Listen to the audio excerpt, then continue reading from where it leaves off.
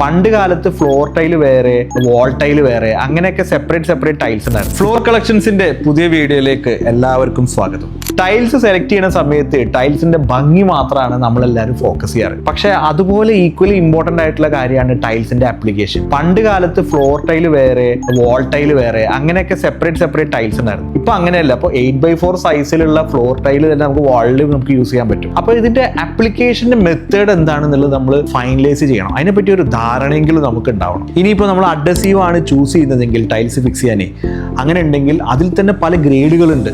ആ ഗ്രേഡുകൾ ഏതാണെന്നൊക്കെ നമ്മൾ തീരുമാനിക്കുന്നത് ടൈൽസിന്റെ സൈസും അതിന്റെ വാളിന്റെ ഹൈറ്റും, എത്ര ഹൈറ്റിലാണ് അത് ഒട്ടിക്കുന്നത് എന്നുള്ളതൊക്കെ അനുസരിച്ചിട്ടാണ്.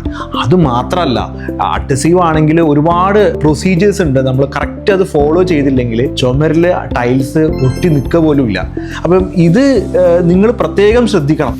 Thanks for watching the video. അടുത്ത വീഡിയോയിൽ അഡ്ഹസീവ്സ് എങ്ങനെയാണ് നമ്മൾ അപ്ലൈ ചെയ്യേണ്ടത് എന്നുള്ളതിന്റെ, എന്തൊക്കെയാണ് നമ്മൾ ശ്രദ്ധിക്കേണ്ടത് എന്നുള്ളതിന്റെ കാര്യങ്ങൾ. കാരണം നല്ല ടൈൽസ് സെലക്ട് ചെയ്താലും നല്ല അഡ്ഹസീവും കറക്റ്റ് ഗ്രേഡും സെലക്ട് ചെയ്താലും മാത്രം പോരല്ലോ, ഇതിന്റെ അപ്ലിക്കേഷൻ കറക്റ്റ് അല്ലെങ്കിൽ ഇത് രണ്ടും പാളിപ്പോകും. അപ്പോൾ അതുകൊണ്ട് അടുത്ത വീഡിയോയിൽ എങ്ങനെയാണ് നമ്മൾ ഇതിന്റെ അപ്ലിക്കേഷൻ ചെയ്യുന്ന സമയത്ത് എന്തൊക്കെയാണ് ശ്രദ്ധിക്കേണ്ടത് എന്നുള്ളതിന്റെ ഒരു ഡീറ്റെയിൽ വീഡിയോ നമ്മൾ ചെയ്യുന്നുണ്ട്.